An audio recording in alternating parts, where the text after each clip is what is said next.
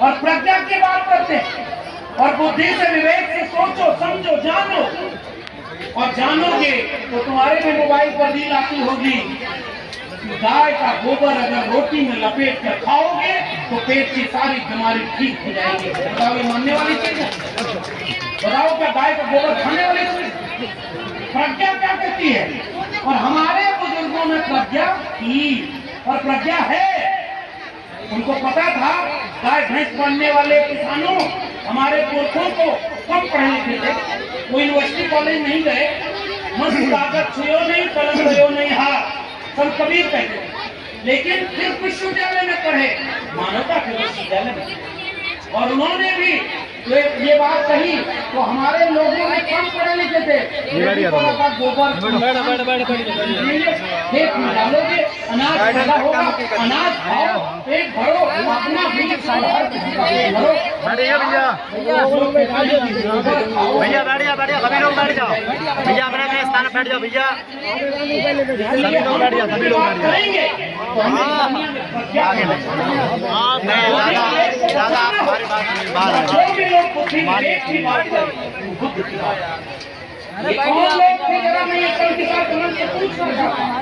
जिन्होंने बुद्ध के नाम से बुद्धिमान कहा था, लेकिन कौन वो लोग थे जिन्होंने बुद्ध के नाम से बुद्ध को बनाया किया जाए हमारे महापुरुषों को?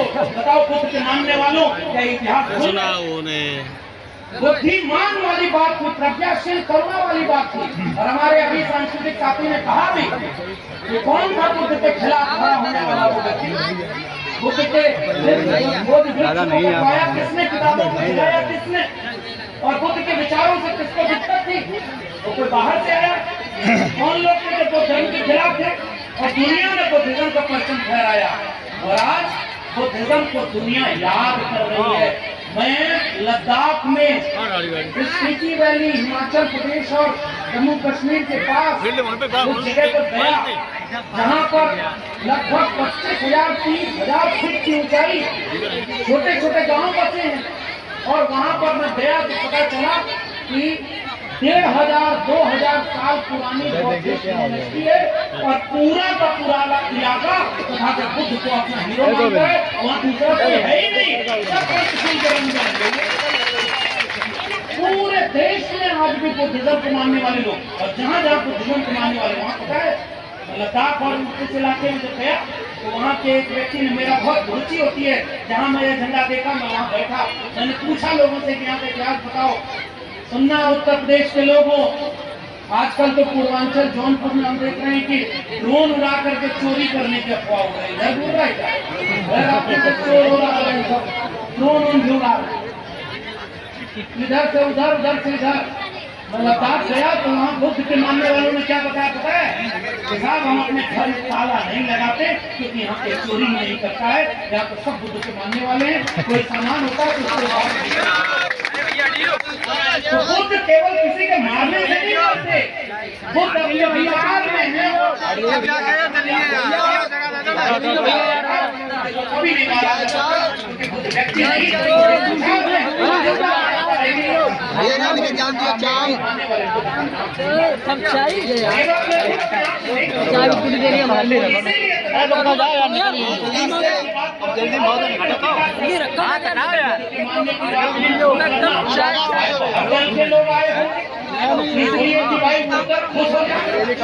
भाई हम तो यहाँ नमो बुद्धाय बोलने अरे भाई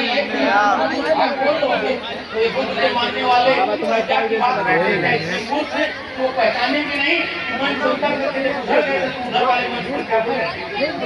बताओ ये पहचानोगे कि नहीं मानने वाले? हमारे ऐसा तो नहीं है कि कोई भी तुम्हारा हो जाएगा। अरे भाई जो बात कर रहे हो, अरे हम मानो तुम मैत्री मतलब मेल मिलाप बांटने वाले कभी भी नमो बुद्धाय बोल करके, इसलिए मैं यहाँ जब खड़ा हूँ तो मैं इस बात का निवेदन करने के लिए खड़ा हूँ। और बहुत लंबे भाषण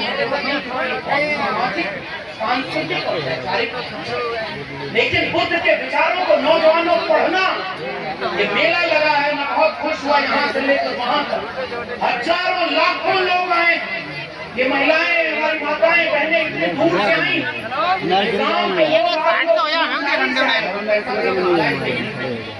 वो तो बस लगाकर वहाँ रैली में बुलाई जाती है, जहाँ उनको सुनने को नहीं आता है,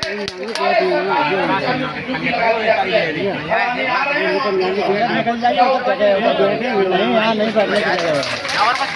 बुलाई गई है क्या? ये तो अपने से आए हैं, अपना पैसा लगा देते हैं। और शरद पूर्णिमा जैसे पवित्र बात है, शरद पूर्णिमा, ये धरती, ये चांद, ये सितारे, ये चार नेता, चार लोग पार्टी बनाकर आते हैं और कहते हैं कि इंसान को इंसान से लड़ा कर अपनी सियासत की कुर्सी चलाएंगे। अरे ये देश बुद्ध के मानने वालों का देश है। ये सूरज, ये चांद, ये गवाही देगा कि जब दुनिया में नफरत की आग चलती है तो बहुत दिन तक नहीं चलती, उसको मोहब्बत की आग रोक लेती है और मोहब्बत से दुनिया जीती जा सकती है। इसको तथागत बुद्ध ने हमको सिखाया। प्रेम से जीती जा सकती है और प्रेम करने का हम संदेश यहाँ से आपको देना चाहते हैं। हम बुद्ध को मानते हैं, अपने विचार में मानते हैं, अपने जीवन शैली में मानते हैं और इसलिए कहते हैं कि मैत्री की बात करना, कोई आपको बाहर आए, इस जाति को उस जाति से लड़ाए, इस मजहब को उस मजहब से लड़ाए। बुद्ध के मानने वालों को भी आपने देखा कि बुद्ध के मानने वाले किसी दूसरे धर्म वालों के खिलाफ कोई काम करते हैं, वो तो उनका भी सम्मान करते और आपका भी सम्मान करते। तो बुद्ध के मानने वाले सबका सम्मान करना जानते हैं, बुद्ध के मानने वाले सबको बराबर देखते हैं। लेकिन ये देश में आखिरी में जाते आते केवल ये निवेदन करके जा रहा हूँ, ये पुराने लोग यहाँ बैठे हो, आपको पता नहीं है, ये तो बुद्ध तो थे इस देश में, सब कुछ था, लेकिन खटिया बनाने वाले को खटिया पर बैठने का अधिकार नहीं। बताओ गलत कह रहा हूँ कि सही कर रहा हूँ? खटिया बनाने वाले, चारपाई बनाने वाले, कुम्हार, लोहार, बढ़ई, नाई, मोची, निषाद, मल्ला, तमाम खेत किसान की जातियां, इनको पेशा जो था, अभी हमारे डॉक्टर साहब ने इससे बोला, इसी देश में संत कबीर पैदा हुए तो कबीर के खिलाफ कौन खड़ा था? जरा मैं भी जानना चाहता हूँ देश के लोग। संत कबीर किसकी बात करते थे? मानवता की बात करते। पाखंड और अंधविश्वास से बचाने के लिए संत कबीर ने लिखा। मैं तो हिंदी का प्रोफेसर था, एक किताब है, कभी मौका मिले तो मैं कहना चाह रहा था, मेले से लौटना, पढ़ना और पढ़ करके जानना कि तथागत बुद्ध होने का मतलब क्या है। किताब खरीद करके किताब को पढ़ने की आदत है। ये व्हाट्सएप पर मत देखा, देखो तो झूठे लोग झूठ बोलते हैं, कोई अलग चीज कर बिस्कुट मत खाना, समझ गए कि नहीं? एक गुरुजी मेरे चरणों में आपका कोटि कोटि प्रणाम।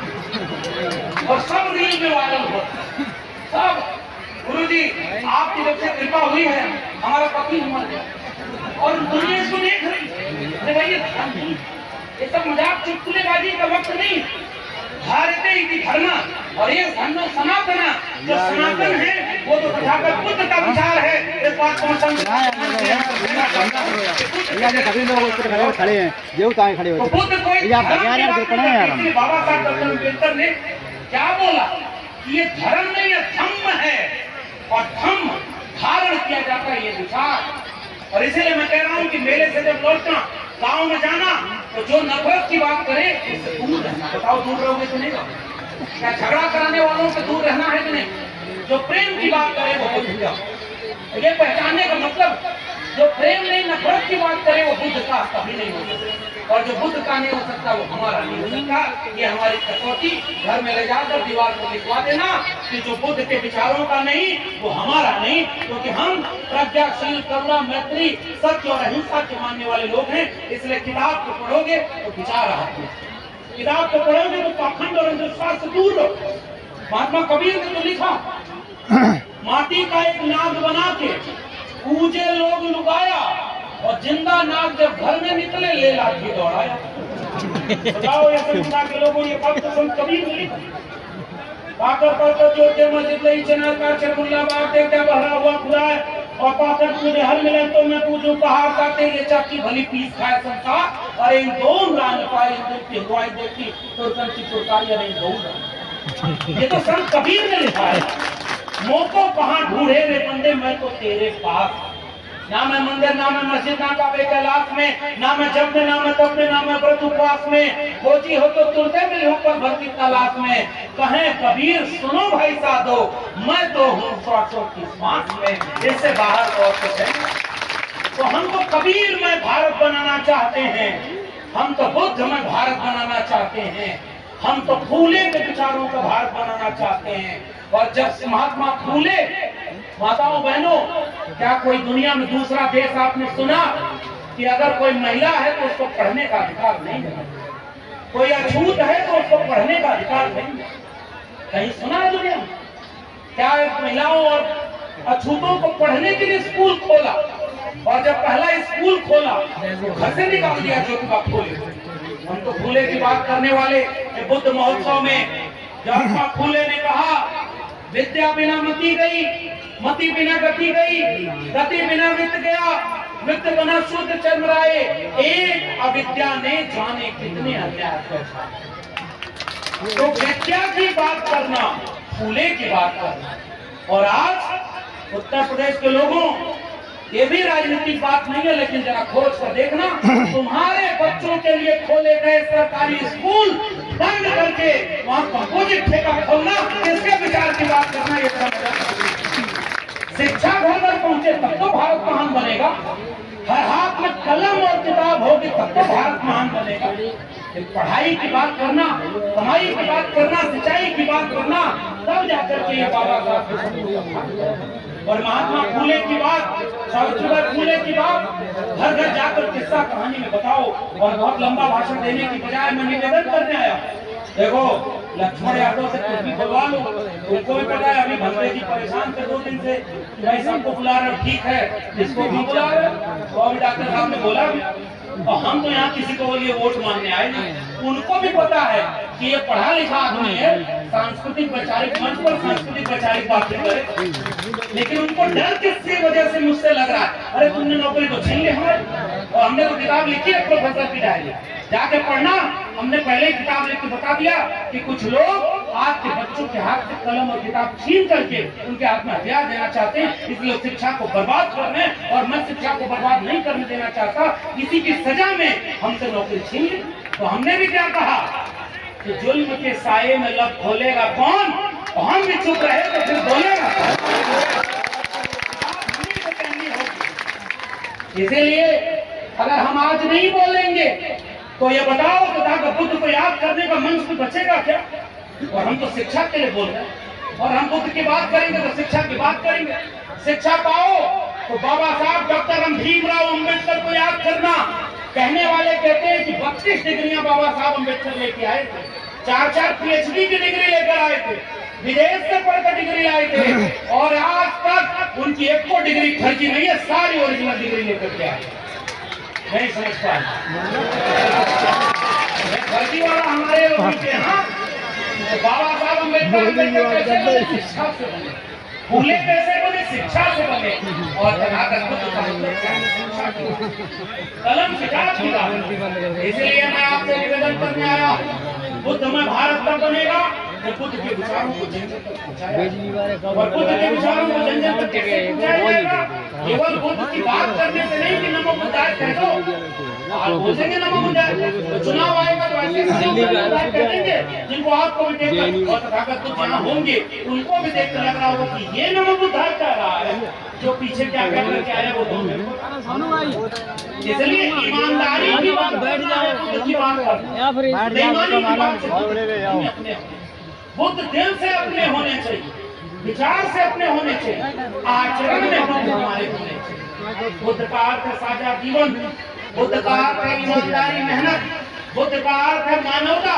इसलिए मैं संत के साथ के लोगों, ये माताओं बहनों, आज तो शरद पूर्णिमा का पावन दिन, बताओ आज एक संकल्प लेने का दिन इसे बनाएं, और साल 2025 की शरद पूर्णिमा को एक संकल्प लें कि हम बुद्ध में भारत बनाने के लिए सबसे पहला काम ये करेंगे, अंधविश्वास पाखंड से दूर रहेंगे, और बुद्ध की किताबों को पढ़ेंगे, और बुद्ध के विचारों को घर घर पहुंचाने के लिए मिशन आंदोलन चलाएंगे। बताओ भाई, बुद्ध की चर्चा घर घर कराओगे कि नहीं? और बुद्ध की चर्चा कराने के लिए डरना मत कि सबको भंते जी जैसे बनना पड़ेगा। नहीं, बहुत ईमानदारी का चोला, इसको बहुत मजबूत इरादे वाले लोग पहन पाते हैं।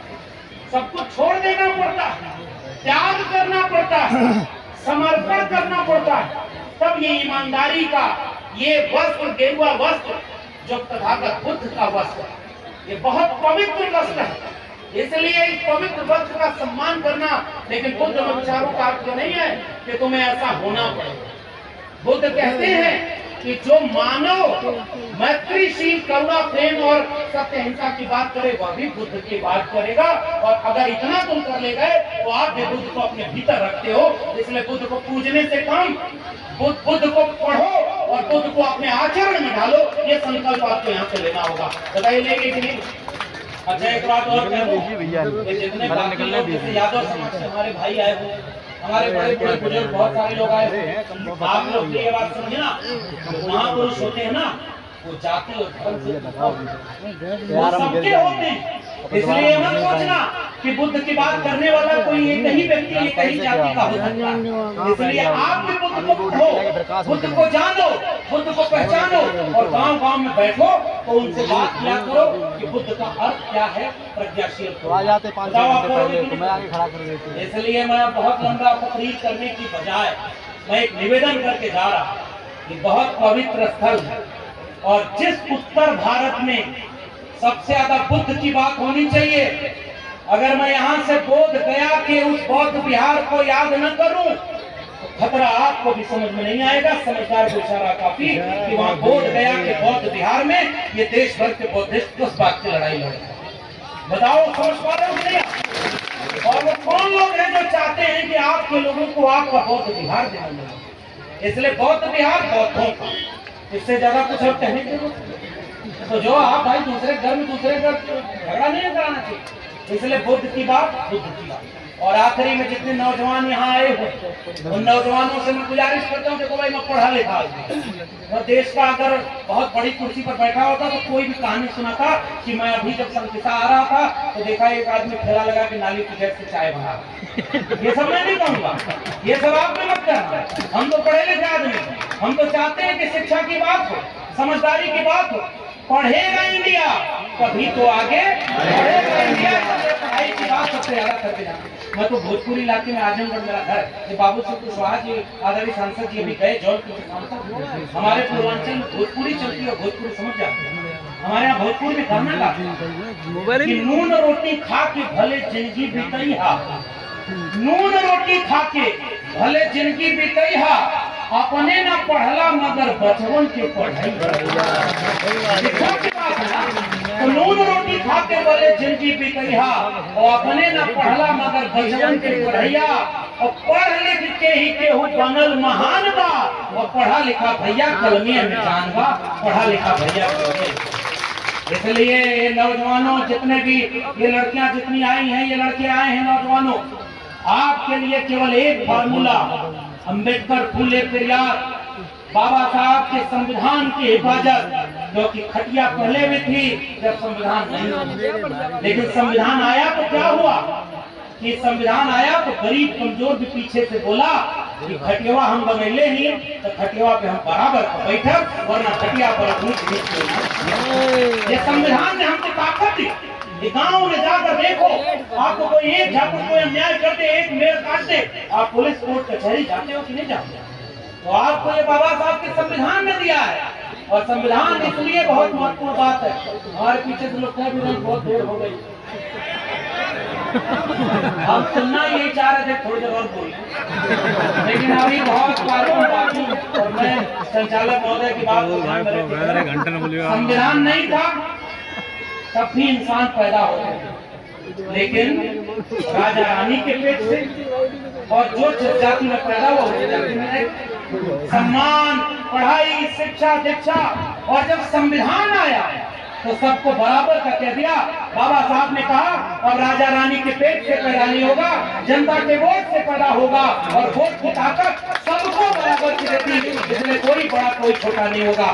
संविधान को मानने का रास्ता तथागत बुद्ध से। अगर बुद्ध न होते तो संत कबीर न होते। मैं बहुत गंभीर बात कर रहा हूँ, भिक्षु लोग सब सहमत होंगे इस बात। बुद्ध ने जो रास्ता दिखाया उससे संत कबीर, संत रविदास, गुरु घासीदास, चोखा मेला, नारायण गुरु, बसवन्ना, गुरु नानक, गुरु बुल्ले शाह, बाबा फरीद, संतों गुरुओं का आंदोलन किया। और संतों गुरुओं ने कहा मन के एक समाना, मनुष्य मनुष्य बराबर, कोई बड़ा कोई छोटा नहीं, इंसान इंसान में बराबर का भेद होना चाहिए, और कोई बड़ा और कोई छोटा, जात पात पूछे नहीं कोई, और का भजन तो हर का हुई। और ये संतों आंदोलन में कभी अगर बुद्ध न होते तो कबीर न होते, और कबीर और संतों गुरुओं का आंदोलन न होता तो फूले, पेरियार, शाहू और अम्बेडकर न होते। बताओ सही कर रहा हूं गलत कर रहा हूं? ये परंपरा चल रही है और उन लोगों ने तो संविधान हाथ में दे दिया। 2025 में अब आखिरी बात कह के जा रहा हूँ, जब तथागत बुद्ध वापस लौट कर आकर के इसको दुनिया को मानवता का फल पढ़ाएंगे क्या? बुद्ध ने तो रास्ता बता दिया, उस पर चलेंगे नहीं। बारिश हो रही है, आपके हाथ में कटोरा भी हो और आप अपना बर्तन उल्टा रखे हो, तो बताओ बारिश का दोष है क्या कि आपका कटोरे में पानी? बताओ गलत कह रहा हूं? अरे आप अपना बर्तन तो सीधा करो। ये बुद्ध के विचारों की बारिश दुनिया में हो रही, लेकिन याद रखना संविधान में सारा निचोड़ मिल गया। और संविधान की बात करके मैं यहाँ से विदा ले रहा हूँ। हम लोग, मैं आजमगढ़ के किसी गांव में गाय भैंस चराता रहता और दूध दूध के बेचता रहता, लेकिन अगर इस देश में बाबा साहब अम्बेडकर का संविधान और मंडल कमीशन ना आता तो मैं वहीं गया होता, आज यूनिवर्सिटी में पढ़कर प्रोफेसर नहीं बन गया। मंडल कमीशन और संविधान की वजह से हम यहाँ बोल पाए, वरना कुछ लोगों को हमारा बोलना पसंद है। ये झूठे ही थोड़े आयु के लोग घूम रहे हैं और यहाँ भी होंगे और खोज रहे होंगे कि एक तो वाक्य में दाएं बाएं बोलूं तो मेरे ऊपर विचार मुकदमा कर और बुलडोजर खड़ा कर देना चाहते। लेकिन एक बात याद रखना, देखो हमको पता है कि कहाँ क्या बोलना है क्या नहीं बोलना है, लेकिन याद रखना ये तुम्हारे डराने से हम डरने वाले नहीं, जिनके पुरखे तुम्हारे पुरखों से नहीं डरे। हम तो बुद्ध की बात कर रहे हैं, संत कबीर की बात करने और ये नौजवानों से वादा लेने आए हैं। कोई मजहब और धर्म के नाम पर लड़ाए तो लड़ोगे क्या? बताओ, अगर लड़ोगे तो बुद्ध की मानने वाले हो गए? नहीं हो सकते। इसलिए संकल्प लेना, धर्म के नाम पर कोई लड़ाई ये हमारी लड़ाई नहीं है। धर्म को मिला करके मानव धर्म को सबसे बड़ा धर्म बनाना, यही आज शरद पूर्णिमा के दिन तथागत बुद्ध को मानने वालों संकल्प लेके जाना। बताओ संकल्प लोगे क्या? मानव धर्म से बड़ा कोई धर्म है क्या? तो मानवता का संदेश दिया तथागत बुद्ध। दूसरी बात, कलम और किताब बचाओ, अपने बेटा और बेटी को शिक्षा दो। एक रोटी कम खाना, एक कपड़ा कम पहनना, एक चंदा, एक तो ना अलग अलग जगह पर चंदा दान दक्षिणा देना बंद करो। दान दो, मानवता के फर्ज में दान दो, और किसी अनपढ़ को शिक्षा दिला दो, किसी भूखे को रोटी खिला दो, और किसी बेघर को घर दिला दो, और किसी बेलिबास को लिबास दिला दो। बताओ मानवता से बड़ा कोई और धर्म है? इसलिए शिक्षा दिलाना ये दूसरा वादा। लेकिन याद रखो, आप कहोगे आपके स्कूल का बंद हो रहा है तो शिक्षा दिलाएंगे कहाँ? मैं तो दिल्ली यूनिवर्सिटी में पढ़ा, मेरी किताब प्रोफेसर की डायरी कर मिले तो पढ़ना। मैंने कहा आसपास के लोगों, तुम्हारे बच्चे क्यों नहीं DU जा रहे पढ़ने? बताओ कितने लोगों आसपास जा रहे हैं? यही हालत खराब है। खेती किसानी में खाने भर का पैदा नहीं होता। दिन भर हमारे लोग मजदूरी करते हैं, दिन भर जाकर खेत में काम करते हैं, दूसरे के यहाँ मेहनत करते हैं। महिलाएं हैं जो बच्चियां पैदा होती हैं 10वीं 12वीं में, लड़कियां जितनी बैठी हैं जरा हाथ उठा के बताओ, जब स्कूल में जाती हैं लड़कियां तो 10वीं और 12वीं में हर जगह टॉपर लड़कियां होती हैं, और जैसे वो बड़ी होती है लड़का नालायक होगा तो भी बाहर पढ़ने भेज दिया जाएगा, और लड़की के ऊपर पढ़ाई पहले बंद करवा देते हैं ताकि बाहर जाएगी तो कहीं बिगड़ न जाए, और इसकी शादी करा दो ताकि ये दूसरे घर चली जाए। बताओ ये भेदभाव हम क्यों करते हैं? बताओ गलत कह रहा हूँ? सही कर। तो हमें तो भाई पढ़ाना पड़ेगा ना सबको। अगर पढ़ाओगे नहीं तो ये बच्चे आगे बढ़ेंगे कैसे? ज्योतिबा फूले ने सावित्रीबाई फूले को पढ़ाया, तब दोनों ने मिलकर आने वाली पीढ़ियों को। इसलिए पढ़ाई सबसे बड़ी चीज है। और आप भी सपना देखो, आप भी DU और JNU में जाना, आप भी पढ़ाई करना, डॉक्टर, इंजीनियर, वकील बनना, प्रोफेसर बनना। और मैं वक्त बहुत ज्यादा हो गया है, लेकिन बस इस इशारे में बता दूं, कुछ लोग तुम्हें भड़काने के लिए आएंगे, उनसे पूछना कि जब ये स्कूल बंद हो रहा था तब तुम कहाँ थे? जब ये डिग्री कॉलेज बंद हो रहा था तब तुम कहाँ थे? जब ये फीस बढ़ाई जा रही है, महंगाई बढ़ा दी, और कोई महंगाई की बार अब की बार इनकी उनकी क्या की सरकार, और आज 100 रुपया पेट्रोल। तो भाई पूछना हमारा फर्ज है ना, राजनीतिक पार्टी नेता आज है कल नहीं रहेंगे। देश रहना चाहिए और देश में इंसान रहना चाहिए, इसलिए इंसान को इंसान से लड़ाना नहीं है, प्रेम का, मोहब्बत का, करुणा का भारत बनाना है। और शिक्षा से बनेगा, शिक्षा से बनेगा, पढ़ाई से बनेगा, और पढ़ाई ही सबसे जरूरी चीज है। इसलिए मैं आखिर में जाते आते डॉक्टर साहब आपको बहुत धन्यवाद देता हूँ। डॉक्टर साहब तो कैंसर सर्जन बन गए, अगर पढ़ लिख के बनते तभी ना बनते। और आजकल तो कोई कहाँ क्या बन जाता है उसका पता ही नहीं, लेकिन ओरिजिनल डॉक्टर के पास जाना, फर्जी डॉक्टर के पास कभी मत जाना। भाई ओरिजिनल डॉक्टर है, जैसे कैंसर का इलाज करते हैं डॉक्टर नवल किशोर शाह के, वैसे समाज में बहुत सारा कैंसर है जिसका इलाज करने वाले डॉक्टरों का नाम है तथागत बुद्ध, संत कबीर, गुरु घासीदास और बाबा साहब अम्बेडकर और डॉक्टर भैया। इसलिए हमें यहाँ पर ये प्रेम की बात कर रहे हैं। इसलिए हमारे विचार, मानवता के विचार को जन जन को पहुंचाना है, हाथ से हाथ को मिलाना है, प्रेम से एक दूसरे के काम आना है, मुसीबत में दूसरे की मदद करना है। और ये बच्चों जी, आपके यहाँ मैं फिर से वादा कर रहा हूँ कि ये जो बौद्ध में भारत बनाने का संकल्प हम यहाँ ले रहे हैं, इसका अर्थ जिसको धर्म परिवर्तन करना है वो करे, लेकिन हम तो विचार परिवर्तन करने के लिए इस क्रांति के मैदान में आए हुए, और विचार परिवर्तन में बुद्ध में विचारों को अपना विचार मानते। इसलिए आज संकेता के इस पावन धरती से मैं एक पैगाम, वक्त की ये जरूरत समझ लो, बिन पढ़े अब गुजारा नहीं, न कोई हुकूमत और न साथी, कोई भी अब तुम्हारा नहीं है। तुम पढ़ो और पढ़कर लिखो सब, वरना तारीख बदली मिलेगी। अब कलम और कागज से बढ़कर दूसरा कोई चारा नहीं है। यही मैं निवेदन आपसे करना है। शिक्षा ज्योति जलाएगी, शिक्षा विवेक बचाएगी, शिक्षा अंधविश्वास से बचाएगी, शिक्षा पाखंड से बचाएगी, शिक्षा मानव को मानव से जोड़ेगी, और शिक्षा विचारों की होनी चाहिए। और इसी बात को याद रखना, चोले से मत पहचानना, चोला कोई भी किसी रूप का पहने, विचार सबसे बड़ा होता है। और हम डॉक्टर नवल किशोर शाह के विचारों के भाई हैं, हमारी बाकी पहचान अलग हो सकती है। ऐसे ही गांव गांव जाना और विचार जिससे मेल खाए उसको अपना साथी बना लेना। बताओ मेल कराओगी कि नहीं? इसलिए बचा लो भाई, बहुत नफरत की आग के मुहाने पर देश खड़ा, नफरत की आग के मुहाने पर खड़ा, हर जगह आग लगाने वाले लोग खड़े, आग बुझाने वालों। याद रखना, इतिहास में नाम आग बुझाने वाले का होता। एक पेड़ था, उस पर तमाम चिड़िया रहती थी। मैं इतना जोखिम क्यों लेता, मुझे भी पता है मेरी जान को खतरा, मुकदमों से लेकर के तमाम चीजों का खतरा, लेकिन हम क्यों डरते नहीं। एक पेड़ पर आग लगी, चिड़िया सब जलने लगी तो बाकी भाग गए, कुछ चिड़िया बची थी। बुद्ध को मानने वालों, ये इशारे में पैगाम याद रखना। तो एक कवि ने कविता लिखी, आग लगी इस वृक्ष को जलने लागे पात, उड़ते क्यों नहीं पक्षियों जब पंख तुम्हारे पास। तो उन पक्षियों ने जो जवाब दिया वो मेरा जवाब। याद रखना, संविधान का फायदा हमने उठाया, बुद्ध के विचारों का फायदा हमने उठाया, तो कर्जा हमारी चुकाएगा। पक्षियों ने जवाब दिया, फल खाए इस वृक्ष का और गंगे की ने पाप, तो धर्म हमारा यही है, जले इसी की साथ।